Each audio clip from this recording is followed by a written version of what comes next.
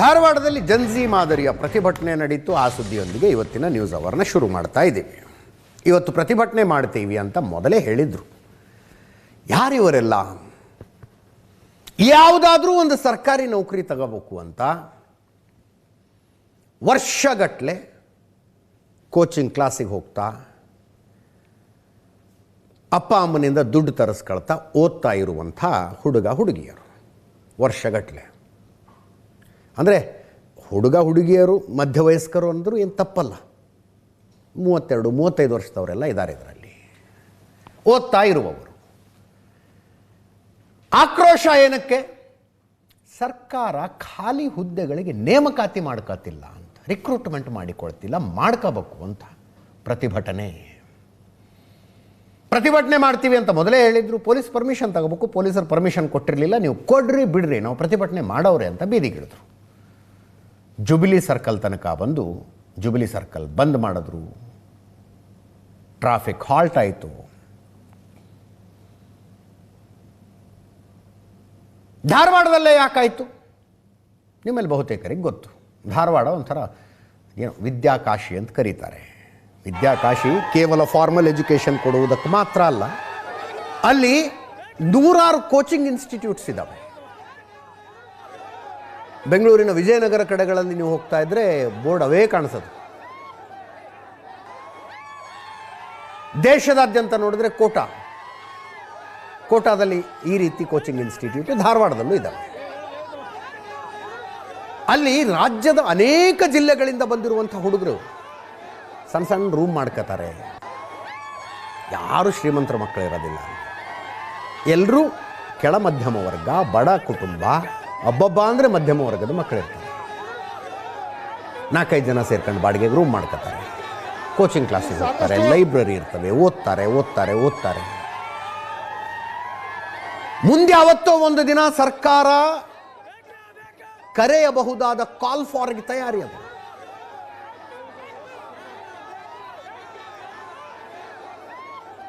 ಸರ್ಕಾರ ಖಾಲಿ ಹುದ್ದೆಗಳಿಗೆ ಜನರನ್ನು ಭರ್ತಿ ಮಾಡಿಕೊಳ್ಳುತ್ತೆ. ಆವಾಗ ನಾವು ಪರೀಕ್ಷೆ ಬರೀಬೇಕು ಅಂತ ಸರ್ಕಾರಿ ನೌಕರಿಗಾಗಿ ತಯಾರಿ. ಬಟ್ ಸರ್ಕಾರ ಮಾಡ್ಕೊತಿಲ್ಲ ಅಂತ ಆಕ್ರೋಶ. ಕೇಳಿಸ್ಕೊಳ್ಳಿ, ಹೆಂಗಿದೆ ಆಕ್ರೋಶದ ಮಾತುಗಳು ಹೆಂಗಿದಾವೆ ಕೇಳಿಸ್ಕೊಳ್ಳಿ. ತುಂಬಾ ವರ್ಷದಿಂದ ಎಕ್ಸಾಮ್ ಬರೀತಾ ಇದ್ದೀವಿ, ಬಟ್ ಏನು ನೋಟಿಫಿಕೇಶನ್ ಆಗಿಲ್ಲ. ಶಾದಿ ಭಾಗ್ಯ ಮತ್ತೆ ಬಸ್ಸಿಗೆಲ್ಲಾನು ಫ್ರೀ ಕೊಡ್ತಾ ಇದಾರೆ. ಆದ್ರೆ ಯೂತ್ಸ್ಗೆ ಏನಂದ್ರೆ ಮಲ್ತಾಯಿ ಧೋರಣೆ ನಡೀತಾ ಇದೆ ಕಾಂಗ್ರೆಸ್ ವತಿಯಿಂದ. ಇದಕ್ಕೋಸ್ಕರ ನಮ್ಮ ಪ್ರತಿಭಟನೆ ಉಗ್ರ ತೀವ್ರವಾಗಿ ನಡೀತಾ ಇದೆ. ನಾವ್ ಯಾವ ಹಂತಕ್ಕೆ ಹೋಗಕ್ಕಾದ್ರೂ ರೆಡಿ ಇದೀವಿ. ನಾವ್ ಯಾಕಂದ್ರೆ ಯೂತ್ಸ್ ಮನೆಯಲ್ಲಿ ಮನೆ ಮಠ ಎಲ್ಲ ಬಿಟ್ಟು ಬರ್ತದೆ. ನಮ್ಮಪ್ಪ 1 ಎಕರೆ ಹೊಲ ಮಾರಿ ನಮ್ಮನ್ನು ಧಾರವಾಡ ಕಳ್ಸಿದಾರೆ. ಆದ್ರೂ ಇಲ್ಲೇನು ನೇರ ನೇಮಕಾತಿ ನಡೀತಾ ಇಲ್ಲ. ನಾವು ಪೊಲೀಸ್ ಆಗ್ಬೇಕಂದ್ರೆ ನಮ್ಮ ಅಪ್ಪನ ಆಸೆ. ನಾವ್ ಬಂದ್ವಿ. ಇಲ್ಲಿವರೆಗೂ 3 ವರ್ಷದಿಂದ ನೋಟಿಫಿಕೇಶನ್ ಆಗಿಲ್ಲ. ನೋಟಿಫಿಕೇಶನ್ ನಡೆದ್ರು ಭ್ರಷ್ಟಾಚಾರ. ಒಂದೇ ಒಂದು ಅವಕಾಶ ಕೂಡ. ಯಾಕಂದ್ರೆ ನಾವು 35 ವರ್ಷ ನನಗೆ ಒಂದು ಚಿಕ್ಕ ಮಗು ಬಿಟ್ಟು ಬಂದಿದ್ದೀನಿ ಸರ್. ನಾನು ಅತಿ ಶೀಘ್ರದಲ್ಲಿ ಅಂತ ಶಿಕ್ಷಣ ಸಚಿವರ ಹೇಳಿಕೆ ಕೊಟ್ಟಾದ್ಮೇಲೆ ಸಣ್ಣ ಮಗು ಬಿಟ್ಟು ಬಂದಿದ್ದೀನಿ. ಎಷ್ಟು ಸುಳ್ಳು ಒಂದು ಪುಸ್ತಕನೇ ಇದೆ. ಶಿಕ್ಷಣ ಸಚಿವರೇ ನೀವು ಹೇಳಿದ ಸುಳ್ಳುಗಳು ಎಷ್ಟು ಸುಳ್ಳು. ಸಿಎಂ ಸಿದ್ದರಾಮಯ್ಯ ನಮ್ ಯಾರ ಕೂಗು ನಿಮಗೆ ಕೇಳಿಸ್ತಾ ಇಲ್ವೇನ್ರಿ? ಇದೆಲ್ಲ ಗೌರ್ಮೆಂಟ್ ಮತ್ತು ಸರ್ಕಾರಗಳು ಎರಡು ಕಮಿಟ್ಮೆಂಟ್, ಎರಡು ಸರ್ಕಾರಗಳು ಸೇರ್ಕೊಂಡು, ಸರ್ಕಾರ ಮತ್ತು ವಿರೋಧ ಪಕ್ಷಗಳು ಎರಡು ಸೇರ್ಕೊಂಡು ಕಮಿಟ್ಮೆಂಟ್ ಮಾಡ್ಕೊಂಡು ವಿದ್ಯಾರ್ಥಿಗಳನ್ನ ಹಳ್ಳ ತಾಳ್ತಾ ಇದ್ದಾರೆ. ಇವರು ಯುವ ನಿಧಿ ಕೊಟ್ಟಿರ ಅಂತ ಹೇಳ್ತಾರೆ. ಯಾರಿಗೆ ಕೊಟ್ಟಿರೋ ಯುವ ನಿಧಿ? ಇಲ್ಲಿ ಯುವ ನಿಧಿ ಯಾರು ಅದಾರ? ಡಿಗ್ರಿ ಮುಗಿಸಿ 4-5 ವರ್ಷ ಧಾರವಾಡ ಸಹ ಕುಂತಾರಲ್ಲ. ಮನೆ ಬಿಟ್ಟು ಮಕ್ಕಳು ಬಿಟ್ಟು ಇಲ್ಲಿ ಕೂಲಿ ಕೆಲಸ ಮಾಡ್ತೀವಿ ಸರ್. ಇಲ್ಲಿ ಏನ್ ಮಾಡ್ತೀವಿ ನಮಗ್ ಗೊತ್ತು. ಮನೆ ಬಿಟ್ಟು ತಿನ್ನಕ್ ಕೂಲಾರ್ದ ಇಲ್ಲಿ ಎಲ್ಲಿ ಬೇಕಂತ ತಿಳ್ಕೊಂತ ಪಾರ್ಟ್ ಟೈಮ್ ಕೆಲಸ ಮಾಡ್ಕೊಂಡು ಬರ್ತಾ ಇದ್ದೀವಿ.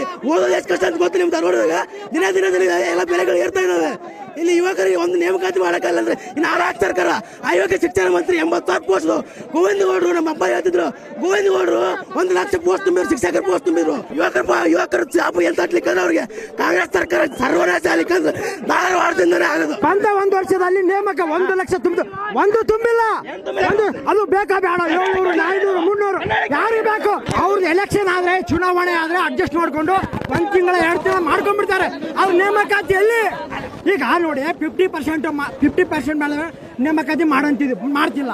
ಈಗ ಇಂಟರ್ನಲ್ ರಿಸರ್ವೇಶನ್ ಇಂಟರ್ನಲ್ ರಿಸರ್ವೇಶನ್ ಹೇಳ್ತಾರೆ ಅದಕ್ಕೋಸ್ಕರ ನಾವು 2 ವರ್ಷ ಕಾದಿದೀವಿ ಸರ್. ಅದ ಫ್ರೀ ಬಸ್ ಮಾಡಿದ್ರ ಅದ ನಮ್ಗ ಎಜುಕೇಶನ್ ಏನ ನಗರಕ್ಕೊಂದೊಂದು ಲೈಬ್ರರಿ ಫ್ರೀ ಲೈಬ್ರರಿ ಮಾಡಿದ್ರ ಎಷ್ಟು ವಿದ್ಯಾರ್ಥಿ ಭವಿಷ್ಯ ಉಜ್ವಲ ಆಕಿತ್ತ. ಫ್ರೀ ಲೈಬ್ರರಿ, ಈ ಸರ್ಕಲ್ಕೊಂದ್ ಲೈಬ್ರರಿ, ಆ ಸರ್ಕಲ್ಕೊಂದ್ ಲೈಬ್ರರಿ, ಆ ನಗರಕ್ಕೊಂದು ಫ್ರೀ ಲೈಬ್ರರಿ ಮಾಡಿದ್ರ ಫ್ರೀ ಬಸ್ ಬದ್ಲಿ ಇತ್ತೊಟ್ನಾಗ ಜಪಾನ್ ಮತ್ತ ಚೀನಾ ಎದಕ್ ಮುಂದದಾವು, ಅವು ಎದಕ್ ಮುಂದದಾವು. ಅಲ್ಲಿ ಎಜುಕೇಶನ್ ಸಿಸ್ಟಮ್ ಚಲೋ ಐತಿ, ಇಲ್ಲಿ ಎಜುಕೇಶನ್ ಸಿಸ್ಟಮ್ ಹಳ್ಳ ಹಿಡಿದು ಹೋಗೈತಿ. ಸಿದ್ದರಾಮಯ್ಯನವರೇ, ನಿಮಗೆ ಲಾಸ್ಟ್ ಕೊನೆ ಎಚ್ಚರಿಕೆ, ನಿಮಗೆ ಒಂದು ನೈತಿಕತೆ ಅನ್ನೋದಿದ್ರೆ ರಾಜೀನಾಮೆ ಕೊಡ್ರಿ, ಇಲ್ಲ ಒಂದು ನೇಮಕಾತಿ ಮಾಡ್ರಿ. ಇಲ್ಲ ಅಂದ್ರೆ ನಾವು ತಾಳ್ಮೆ ಕಳ್ಕೊಂಡ್ರೆ ನಿಮ್ಮ ಸರ್ಕಾರ ಅಲ್ಲ, ನಿಮ್ಮ ವಿಧಾನಸೌಧಕ್ಕೆ ಮುತ್ತಿಗೆ ಹಾಕ್ತೀವಿ. ಶಿಕ್ಷಕರು ಶಿಕ್ಷಕಿಯರಾಗಿ ಮಕ್ಕಳಿಗೆ ಪಾಠ ಮಾಡಬೇಕು, ಪೊಲೀಸ್ ಕಾನ್ಸ್ಟೇಬಲ್ಲು ಸಬ್ ಇನ್ಸ್ಪೆಕ್ಟರ್ಗಳಾಗಿ ಲಾ ಆ್ಯಂಡ್ ಆರ್ಡರ್ ರಕ್ಷಣೆ ಮಾಡಬೇಕು, SDA FD ಆಗಿ ಸರ್ಕಾರದ ಲೆಕ್ಕಪತ್ರ ಬರೀಬೇಕು ಅಂತ ಕನಸು ಕಾಣ್ತಾ ಇರುವ ಹುಡುಗರ ಪ್ರತಿಭಟನೆ, ಆಕ್ರೋಶದ ಮಾತುಗಳನ್ನು ಕೇಳಿದ್ರಿ. ಈ ಪ್ರತಿಭಟನೆಗೆ ಬೆಂಬಲ ಕೊಡೋದಕ್ಕೆ BJP ನಾಯಕರುಗಳು ಬಂದರು. ರಾಜಕೀಯ ತರಬೇಡಿ ಇಲ್ಲಿ ಅಂದರು ಅವರು. ಒಂದು ಹಂತದಲ್ಲಿ BJPಯ ಬ್ಯಾನರ್ಗಳನ್ನು ಹರಿದು ಆಕ್ರೋಶ, ನಿಮ್ಮ ರಾಜಕೀಯ ಇಲ್ಲಿ ತರಬೇಡಿ ಅಂತ.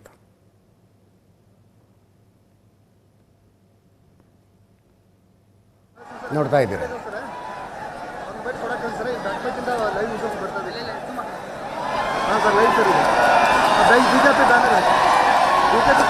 BJP ಕಾಂಗ್ರೆಸ್ ಎರಡು ಕಡೆ ನಾಯಕರುಗಳ ಹೇಳಿಕೆಗಳ ಒಂದ್ಸಲ ಕೇಳಿಸ್ತಾರೆ. ರಾಜ್ಯದಲ್ಲಿ ಸುಮಾರು 2.5 ಲಕ್ಷಕ್ಕೂ ಹೆಚ್ಚು ಸರ್ಕಾರಿ ಉದ್ಯೋಗ ಖಾಲಿ ಇದೆ. ಈಗಾಗಲೇ ಫೈನಾನ್ಸ್ ಡಿಪಾರ್ಟ್ಮೆಂಟ್ ಅವರು ಸುಮಾರು 65,000 ಹುದ್ದೆಯನ್ನು ಫಿಲಪ್ ಮಾಡಿ ಅಂತ ಆದೇಶ ಕೊಟ್ಟು 6 ತಿಂಗಳಾಯಿತು. ಇನ್ನು ಒಂದೇ ಒಂದು ಉದ್ಯೋಗಕ್ಕೂ ಕೂಡ ಇಂಟ್ರ್ಯೂ ಕರೆದಿಲ್ಲ. ಈ ಸರ್ಕಾರ ಬಂದು 2.5 ವರ್ಷ ಆಗಿದೆ. ಒಬ್ಬ ನಿರುದ್ಯೋಗಿಗೆ ಉದ್ಯೋಗವನ್ನು ಕೊಡಿಲ್ಲ. ಅಧಿಕಾರದ ಕಚ್ಚಾಟ. ಇವ್ರಿಗೆ ಮಾತ್ರ ಉದ್ಯೋಗ ಬೇಕು, ಉಪಮುಖ್ಯಮಂತ್ರಿಗೆ ಮುಖ್ಯಮಂತ್ರಿ ಉದ್ಯೋಗ ಬೇಕು, ಮುಖ್ಯಮಂತ್ರಿಗೆ 2.5 ವರ್ಷ ಇದ್ದಿದ್ದು 5 ವರ್ಷ ಬೇಕು. ಖಾಲಿ ಹುದ್ದೆಗಳನ್ನು ಭರ್ತಿ ಮಾಡಬೇಕು ಅಂತ BJPನವ್ರು ಪ್ರತಿಭಟನೆ ಮಾಡ್ತಾ ಇದ್ದಾರೆ ಸರ್. ಅವ್ರ್ಯಾಕೆ ಮಾಡಲಿಲ್ಲ? ನಾವು ಮಾಡ್ತಾ ಇದ್ದೀವಿ. ಅದಕ್ಕೆ ಉದ್ಯೋಗಕ್ಕೆ ಭಾಳ ತೊಂದರೆ ಇದೆ ಅಂತಲೇ ಅವ್ರಿಗೆಲ್ಲ 3 ಸಾವಿರ ಕೊಡ್ತಾ ಇರೋದು. ಈಗೆಲ್ಲ ಕರಿತಾ ಇದ್ದೀವಿ. ಈಗ ಮೊನ್ನೆ ಪ್ರಾಬ್ಲಮ್ ಇತ್ತು, ಅದು 371J ಅದಾಯಿತು. ಒಳ ಮೀಸಲಾತಿ ಸ್ವಲ್ಪ ಮಧ್ಯ ಅಡಿಷನೆ ಬಂತು. ಆದರೂ ಎಲ್ಲ ಕೆಲವೆಲ್ಲ ಮಾಡ್ತಾ ಇದ್ದೀವಿ. ನಮ್ಮ ಡಿಪಾರ್ಟ್ಮೆಂಟಲ್ಲೂ ಸುಮಾರು ಜನ ಕೊಟ್ಟಿದ್ದೀವಿ. ನಾವೆಲ್ಲ ಅಲ್ಲೇ PSCಗೆಲ್ಲ ಕೊಟ್ಟಿದ್ದೀವಿ. ರಾಜ್ಯದ ಆರ್ಥಿಕ ಇಲಾಖೆ ಸರ್ಕಾರಕ್ಕೆ ಸುಮಾರು 55,000 ಹೊಸ ವೇಕೆನ್ಸಿಗಳನ್ನ ಫಿಲ್ಅಪ್ ಮಾಡ್ಕೋಬಹುದು ಅಂತ ಹೇಳಿದೆ. ಆದರೆ ಈ ಸಿದ್ದರಾಮಯ್ಯನವರ ಸರ್ಕಾರ ಒಂದೇ ಒಂದು ಅಪಾಯಿಂಟ್ಮೆಂಟ್ ಮಾಡ್ತಾ ಇಲ್ಲ. ವಿದ್ಯಾರ್ಥಿಗಳಿಗೆ ಕುತ್ತಿಗೆ ತನಕ ಬಂದೈತಿ. ಇಲ್ಲಿ ವಿದ್ಯಾರ್ಥಿಗಳು ಸುಸೈಡ್ ಮಾಡ್ಕೊಂಡ್ರು. 5 ಜನ ವಿದ್ಯಾರ್ಥಿಗಳ ಪ್ರಾಣ ಕಳ್ಕೊಂಡ್ರು ಕೂಡ ಇವರಿಗೆ ಯಾವುದೇ ರೀತಿಯಿಂದ ಖಬರಿಲ್ಲ. ಇವತ್ತು ವಿದ್ಯಾರ್ಥಿಗಳ ಹೋರಾಟ, ಈ ರೋಷ ಸರ್ಕಾರಕ್ಕೆ ಮುಟ್ಲಿ, ಅವ್ರು ಇಮಿಡಿಯೇಟ್ಲಿ ಅಪಾಯಿಂಟ್ಮೆಂಟ್ ಮಾಡಲಿ ಅಂತ ಹೇಳಿ ನಮ್ದು ಬೇಡಿಕೆ. ನಮ್ಮ ವಿಶ್ವಗುರು ಅವರು ಹೇಳಿರ್ತಕ್ಕಂಥ ಮಾತು, ವರ್ಷಕ್ಕೆ 2 ಕೋಟಿ ಕೆಲಸ ಕೊಡ್ತೀನಿ, ಉದ್ಯೋಗ ಸೃಷ್ಟಿ ಮಾಡ್ತೀವಿ ಅಂತ ಹೇಳಿರ್ತಕ್ಕಂಥ ಮಾತಿದೆ. ನಮ್ಮ ಪ್ರಧಾನಮಂತ್ರಿ ಹೇಳಿರ್ತಕ್ಕಂಥ ಮಾತನ್ನ ನಾವು ಕೇಳ್ತಾ ಇದ್ದೀವಿ, ಬೇರೇನಿಲ್ಲ. ಇಲ್ಲಿವರೆಗೆ ಸುಮಾರು 11 ವರ್ಷ ಆಗಿದೆ.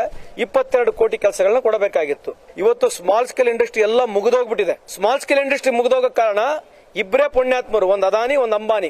ಇವರಿಂದಾನೇ ಇವತ್ತು ಇಡೀ ಸ್ಮಾಲ್ ಸ್ಕೇಲ್ ಇಂಡಸ್ಟ್ರಿ ಇಡೀ ದೇಶದಲ್ಲಿ ಕೊಲ್ಯಾಪ್ಸ್ ಆಗೋಗಿದೆ. ಸ್ಟಾರ್ಟ್ಅಪ್ ಕಂಪನಿಗಳೆಲ್ಲ ಕೊಲ್ಯಾಪ್ಸ್ ಆಗೋಗಿದ್ದಾವೆ. ಇಡೀ ದೇಶದಲ್ಲಿ ಇವತ್ತು ಅನ್ಎಂಪ್ಲಾಯ್ಮೆಂಟ್ ರೇಟ್ ತುಂಬಾ ಜಾಸ್ತಿ ಆಗಿದೆ. ಅದಕ್ಕೆ ಬಿಜೆಪಿನೇ ಕಾರಣ ಆಗಿದ್ರು. ನಮ್ಮ ಕಾಂಗ್ರೆಸ್ ಸರ್ಕಾರ, ಸಿದ್ದರಾಮಯ್ಯ ಸರ್ಕಾರ, ನಾವು ಕೊಟ್ಟ ಮಾತನ್ನ ಈಡೇರಿಸ್ತೇವೆ.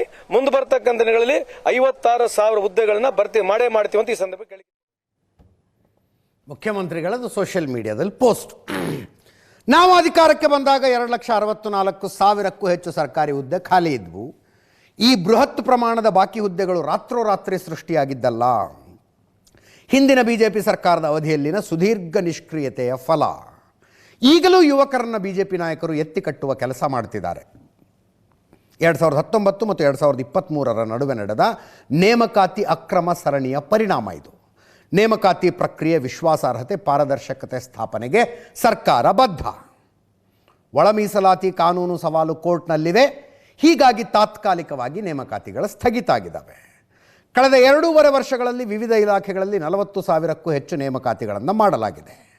ನಿಮ್ಮ ಸಂಕಷ್ಟ ಮನಗಂಡು ಸರ್ಕಾರ ವಯೋಮಿತಿಯನ್ನು 5 ವರ್ಷಗಳವರೆಗೆ ಸಡಲಿಸಿದೆ.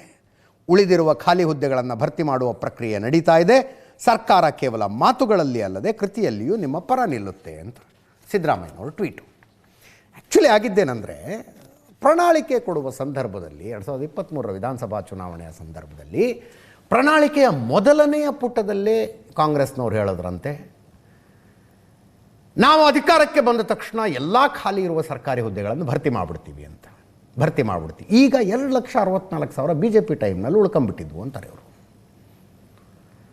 60,000 ಸರ್ಕಾರಿ ಹುದ್ದೆಗಳನ್ನು ಖಾಲಿ ಮಾಡ್ಕೊಳ್ಳೋದಕ್ಕೆ ಅಡ್ಡಿ ಇಲ್ಲ ಅಂತ ಫೈನಾನ್ಸ್ ಡಿಪಾರ್ಟ್ಮೆಂಟ್ ಅಪ್ರೂವಲ್ ಕೊಟ್ಟಿದೆ. ಯಾಕೆ ಮಾಡ್ಕತ್ತಿಲ್ಲ ದೇವರಿಗೆ ಗೊತ್ತು. ಒಂದು ಕಡೆ ಇದು, ಇನ್ನೊಂದು ಕಡೆ ಈ ಹುಡುಗ ಹುಡುಗಿರ ಬಗ್ಗೆ ಬೇಜಾರು ಅನ್ಸುತ್ತೆ ರೀ. 30, 35, 40 ವರ್ಷಗಳ ಹಿಂದೆ ಇಂಥದ್ದೊಂದು ಪ್ರತಿಭಟನೆ ನಡೆದಿದ್ರೆ ವಿ ಕುಡ್ ಹ್ಯಾವ್ ಅಂಡರ್ಸ್ಟುಡ್. ಆವಾಗ ಸರ್ಕಾರ ಬಿಗ್ಗೆಸ್ಟ್ ಎಂಪ್ಲಾಯರ್ ಆಗಿತ್ತು, ಅತಿ ಹೆಚ್ಚು ನೌಕರಿಗಳನ್ನು ಸರ್ಕಾರನೇ ಕೊಡ್ತಿತ್ತು. ಇವರ ತಂದೆಯ ಜನರೇಷನ್ ಇಂಥ ಪ್ರೊಟೆಸ್ಟ್ ಮಾಡಿದ್ರೆ ವಿ ಕುಡ್ ಹ್ಯಾವ್ ಅಂಡರ್ಸ್ಟುಡ್. ಈಗ ಇವರು ಸಂಜೆ ಇಬ್ಬರು ನನ್ನ ನೇರ ಸಂಪರ್ಕದಲ್ಲಿ ಲೈವ್ನಲ್ಲಿ ಕೂಡಿಸ್ಕೊಂಡು ಮಾತಾಡ್ತಾ ಇದ್ದೆ. ಇಬ್ಬರು ಬಡವರ ಮನೆ ಹುಡುಗರು, ಒಬ್ಬನಿಗೆ ತಂದೆ ಇಲ್ಲ, ತಾಯಿ ಕೂಲಿ ಕೆಲಸ ಮಾಡ್ತಿದ್ದಾಳಂತೆ. ಒಟ್ಟು 5 ಜನ ಅಣ್ಣ ತಮ್ಮಂದ್ರು, ಎಲ್ಲರೂ ಏನೇನೋ ಸಣ್ಣ ಪುಟ್ಟ ಕೆಲಸ ಮಾಡ್ಕೊಂಡಿದ್ದಾರೆ. ಈ ಹುಡುಗ ಒಬ್ಬ ಎಕ್ಸಾಮಿಗೆ ಓದ್ತಾ ಇರೋದು, ವಯಸ್ಸು 32. 22ರಿಂದ 32, 35 ಅನ್ನುವಂಥದ್ದು ಒಬ್ಬ ಮನುಷ್ಯನ ಬದುಕಿನಲ್ಲಿ ದುಡಿಯಬಹುದಾದ ಅತ್ಯಂತ ಪ್ರೈಮ್ ಏಜ್. ಅದು ದುಡಿಯುವ ಕ್ಷಮತೆ ಆತನಲ್ಲಿ ಅತಿ ಹೆಚ್ಚಿರುತ್ತೆ. ಆ ಟೈಮ್ನಲ್ಲಿ ಸರ್ಕಾರದ ಕೃಪಾ ಕಟಾಕ್ಷದಿಂದ ರಿಕ್ರೂಟ್ಮೆಂಟ್ ನಡೆದ್ರೆ ನಾನು ನನ್ನ ಪ್ರತಿಭೆಯನ್ನು ಬಳಸಿ ಎಕ್ಸಾಮ್ ಬರೆದು ಸರ್ಕಾರಿ ನೌಕರಿ ತಗೋತೀನಿ ಅಂತ ಈ ಹುಡುಗ ಹುಡುಗಿಯರು ಊರು ಬಿಟ್ಟು ಬಂದು ಅಪರಿಚಿತ ಊರಿನಲ್ಲಿ ಸಣ್ಣ ಪುಟ್ಟ ರೂಮ್ ಮಾಡ್ಕೊಂಡಿದ್ದು ಹಗಲು ರಾತ್ರಿ ಕಣ್ಣಿಗೆ ಎಣ್ಣೆ ಬಿಟ್ಕೊಂಡು ಓದ್ತವೆ ಹುಡುಗ. ಪ್ರತಿ ತಿಂಗಳ ಅಪ್ಪ ಅಮ್ಮನಿಂದ ದುಡ್ಡು ತರಿಸ್ಕೊತಾರೆ ಇವರು, ತಾವು ದುಡಿಯಬಹುದಾದ ಪ್ರೈಮ್ ಏಜ್ನಲ್ಲಿ. ತಂದೆ ತಾಯಿಗೆ ದುಡ್ಡು ತರಿಸ್ಕೊಳ್ಳೋದಕ್ಕಾಗೋದಿಲ್ಲ, ಸ್ವಾಭಿಮಾನ ಅಡ್ಡ ಬರುತ್ತೆ, ಅಥವಾ ಮನೆಯಲ್ಲಿ ಬಡತನ ಅಷ್ಟರ ಮಟ್ಟಿಗಿದೆ ಅಂದರೆ ಬಾರ್ ಆ್ಯಂಡ್ ರೆಸ್ಟೋರೆಂಟ್ಗಳಲ್ಲಿ ಸಾಯಂಕಾಲ ಕೆಲಸಕ್ಕೆ ಹೋಗ್ತಾರೆ. ಇದನ್ನು ಈ 2026 ಇಸ್ವಿನಲ್ಲಿ ಮಾಡ್ತಾರೆ ಅನ್ನೋದು ನನಗೆ ದೊಡ್ಡ ಆಶ್ಚರ್ಯ. ನೌಕರಿ ಬೇಕು ಅಂತ ಇರೋದು ತಪ್ಪಲ್ರಿ, ಸರ್ಕಾರಿ ನೌಕರಿನೇ ಬೇಕು ನಮಗೆ, ಸರ್ಕಾರಿ ನೌಕರಿನೇ ಬೇಕು. ಖಾಸಗಿ ಕ್ಷೇತ್ರಗಳಲ್ಲಿ ಯಾವ ಸಂಬಳವನ್ನು ನೋಡುವುದಕ್ಕೆ ನಾವು 5 ವರ್ಷ 10 ವರ್ಷ ಶ್ರಮ ಪಟ್ಟವಲ್ಲ, ಯಾವ ಸಂಬಳವನ್ನು ನೋಡೋದಕ್ಕೆ. ಕ್ಯಾಂಪಸ್ ರಿಕ್ರೂಟ್ಮೆಂಟ್ನಲ್ಲಿ ಅಷ್ಟು ಹುಡುಗರು ತಗೋತಿದ್ದಾರೆ ಸಂಬಳನ, ಕ್ಯಾಂಪಸ್ ರಿಕ್ರೂಟ್ಮೆಂಟ್ನಲ್ಲಿ. ಈಗಿನ ಕಾಲದಲ್ಲಿ ಮಂತ್ರಿ ಮಾಲ್ ಮುಂದೆ ಪಾನಿಪುರಿ ಮಾರೋನು 1,20,000 ನನ್ನ ನೆಟ್ ಪ್ರಾಫಿಟ್ಟು ಅಂತ ಇಂಟರ್ವ್ಯೂನಲ್ಲಿ ಹೇಳ್ತಾನೆ. ಅಮೆಝಾನ್ ತೆಗೆದ್ರೆ 227 ರೂಪಾಯಿಗೆ 400 ಗ್ರಾಮ್ ಸಗಣಿ ಮಾರಾಟ ಆಗುತ್ತೆ ಇವತ್ತಿನ ಕಾಲದಲ್ಲಿ. ಈ ಕಾಲಘಟ್ಟದಲ್ಲಿ, ಕಾಂಪಿಟೇಟಿವ್ ಕಾಲಘಟ್ಟದಲ್ಲಿ ಬದುಕ್ತಾ ಇರುವ ಸಂದರ್ಭದಲ್ಲಿ ಸರ್ಕಾರಿ ನೌಕರಿ ಬೇಕು ಅನ್ನುವ ಕಾರಣಕ್ಕೆ ತಮ್ಮ ದುಡಿಯಬಹುದಾದ ಪ್ರೈಮ್ ಏಜ್ನಲ್ಲಿ 4 ವರ್ಷ 6 ವರ್ಷ 8 ವರ್ಷ ತಂದೆ ತಾಯಿಗೂ ಭಾರಾಗಿ ಇವರು ಸರ್ಕಾರಿ ನೌಕರಿಗೋಸ್ಕರ ಎಕ್ಸಾಮಿಗೆ ಪ್ರಿಪೇರ್ ಆಗ್ತಿದ್ರಲ್ಲ, ಬೇಜಾರು ಅನ್ಸೋದು. 2,84,881 ಅಂತೆ ಖಾಲಿ ಇರೋ ಹುದ್ದೆಗಳು. 2,84,881. ಎಷ್ಟು ಜನ ಎಕ್ಸಾಮಿಗೆ ಪ್ರಿಪೇರ್ ಆಗ್ತಿದ್ದಾರೆ? ಈಗ ನಾಳೆ ಸರ್ಕಾರ ರಿಕ್ರೂಟ್ಮೆಂಟಿಗೆ ಕಾಲ್ ಫಾರ್ ಮಾಡ್ತು ಅಂತ ಇಟ್ಕೊಳ್ಳಿ. ಈ ಪ್ರತಿಭಟನೆಯಲ್ಲಿ ಭಾಗವಹಿಸಿದವರು ಎಲ್ರಿಗೂ ನೌಕರಿ ಸಿಗುತ್ತಾ? ನೋ. ಇವರಲ್ಲಿ ಎಷ್ಟು % ಜನರಿಗೆ ನೌಕರಿ ಸಿಗುತ್ತೆ? ಇವರಲ್ಲಿ ಎಷ್ಟು % ಜನರಿಗೆ ನೌಕರಿ ಸಿಗುತ್ತೆ? ಬೆಟ್ಟು ಕಟ್ಟಿ ಹೇಳ್ತೀನಿ ರೀ, 5%ಗಿಂತ ಜಾಸ್ತಿ ಇಲ್ಲ, ನೌಕರಿಗಳು ಸಿಗೋದಿಲ್ಲ. ಈ 100 ಜನ ಪ್ರತಿಭಟನಾಕಾರರ ಪೈಕಿ 5 ಜನರಿಗೆ ಸಿಗುತ್ತೆ. ಇನ್ನು 95 ಜನ ಅವರು ಇಷ್ಟು ವರ್ಷದ ಶ್ರಮ, ಇಷ್ಟು ವರ್ಷ ಓದಿದ್ದು ಏನಾಗಬೇಕದು? ಇಷ್ಟೇ ಶ್ರಮವನ್ನು ಯಾವುದಾದ್ರೂ ಸ್ಕಿಲ್ ಬೆಳೆಸಿಕೊಳ್ಳುವಲ್ಲಿ ಹಾಕಿದ್ದರೆ, ಯಾವುದಾದ್ರೂ ಕೌಶಲ್ಯವನ್ನು ಬೆಳೆಸಿಕೊಳ್ಳುವಲ್ಲಿ ಹಾಕಿದ್ದರೆ ಇವತ್ತವ್ರ ಪರಿಸ್ಥಿತಿ ಏನಿರ್ತಿತ್ತು? ಇವರು ಶ್ರಮ ಹಾಕಿದ್ದು ಯಾವುದರಲ್ಲಿ? ಜನರಲ್ ನಾಲೆಜ್ ಜಾಸ್ತಿ ಮಾಡಿಕೊಳ್ಳುವಲ್ಲಿ. ಎಕ್ಸಾಮಿಗೆ ಕೇಳೋದು ಅದನ್ನು ಹಿಸ್ಟ್ರಿ, ಸೋಷಿಯಾಲಜಿ, ಎಕನಾಮಿಕ್ಸು ಅದನ್ನು ಓದ್ತಿದ್ದಾರೆ ಇವರು.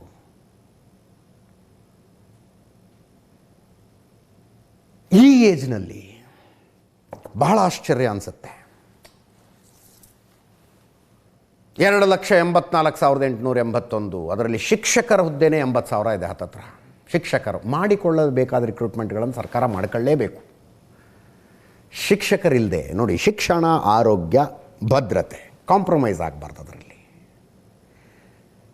ಈ ಹುಡುಗರು ಒಂದು ಅರ್ಥ ಮಾಡ್ಕೋಬೇಕು, government is no more the biggest employer. ಸರ್ಕಾರ ನೌಕರಿ ಕೊಡೋ ಮೊನೋಪೊಲಿಯನ್ನು ಉಳಿಸ್ಕೊಂಡಿಲ್ಲ, ಇಲ್ಲ ಸರ್ಕಾರದ ಹತ್ರ. ಮೊದಲು 100 ಜನ ಮಾಡಬಹುದಾಗಿದ್ದ ಕೆಲಸವನ್ನು ಈಗಿನ ಟೆಕ್ನಾಲಜಿಕಲ್ ಜಗತ್ತಿನಲ್ಲಿ 10 ಜನ ಮಾಡ್ತಾರೆ ರೀ. 10 ಜನ ಮಾಡಬಹುದಾಗಿದ್ದ ಕೆಲಸವನ್ನು ಒಬ್ಬನೇ ಕೂತ್ಕೊಂಡು ಮಾಡ್ತಾನೀಗ. ಇವತ್ತು ಬೆಳಗ್ಗೆ ಪೇಪರ್ನಲ್ಲಿ ಒಂದು ಸುದ್ದಿ ಇತ್ತು, ಈ ಪೊಲೀಸ್ ಎಮರ್ಜೆನ್ಸಿ ಕಾಲ್ ಮಾಡ್ತೀವಲ್ಲ, ಮೊದಲು ಒಬ್ಬರು ಅದನ್ನ ರಿಸೀವ್ ಮಾಡೋಕೆ ಒಬ್ಬರು ಕೂತ್ಕೊಂಡಿರ್ತಿದ್ರು. ರಿಸೀವ್ ಮಾಡಿ ಏನಾಗಿದೆ, ಎಲ್ಲಾಗಿದೆ, ನಿಮ್ಮ ಲೊಕೇಶನ್ ಹೇಳಿ, ಇಲ್ಲ ಕೇಳ್ಕೊತಿದ್ರು. ಆ ನಂತರ ಅವ್ರು ಇನ್ನೊಬ್ಬರಿಗೆ ಫೋನ್ ಮಾಡಬೇಕು, ಮತ್ತೊಬ್ಬರಿಗೆ ಫೋನ್ ಮಾಡಬೇಕು, ಹತ್ತಿರ ಯಾರಿದ್ದಾರೆ ಹೊಯ್ಸಳದವರು ಅಂತ ಚೆಕ್ ಮಾಡಬೇಕು, ಅವ್ರು ಅಲ್ಲಿಗೆ ಹೋಗಬೇಕು. ಈಗ ಆರ್ಟಿಫಿಷಿಯಲ್ ಇಂಟೆಲಿಜೆನ್ಸಿಗೆ ಬಿಟ್ಬಿಟ್ಟಿದ್ದಾರಂತದನ್ನು. ನೀವು ಪೊಲೀಸ್ ಎಮರ್ಜೆನ್ಸಿ ನಂಬರಿಗೆ ಕಾಲ್ ಮಾಡಿದರೆ ಆಟೋಮೆಟಿಕ್ಕಾಗಿ ನಿಮ್ಮ ಲೊಕೇಶನನ್ನು ತಗೊಂಡು ಹತ್ತಿರ ಯಾವ ಹೊಯ್ಸಳ ಇದೆಯೋ ಆ ಹೊಯ್ಸಳಕ್ಕೆ ಆರ್ಟಿಫಿಷಿಯಲ್ ಇಂಟೆಲಿಜೆನ್ಸ್ ಕಳಿಸ್ಬಿಡುತ್ತಂತೆ. ಪೊಲೀಸ್ ಇಲಾಖೆಯಲ್ಲಿ ಎಷ್ಟು ನೌಕರಿಗಳನ್ನು ಆರ್ಟಿಫಿಷಿಯಲ್ ಇಂಟೆಲಿಜೆನ್ಸ್ ತಗೊಂಡು ಯೋಚನೆ ಮಾಡಿ. ಪ್ರತಿ ಕ್ಷೇತ್ರದಲ್ಲೂ ಆಗ್ತಾ ಹೋಗೋದಿದು. ಬದಲಾದ ಕಾಲಘಟ್ಟಕ್ಕೆ ತಯಾರಾಗಬೇಕು, ಬದಲಾದ ಕಾಲಘಟ್ಟಕ್ಕೆ.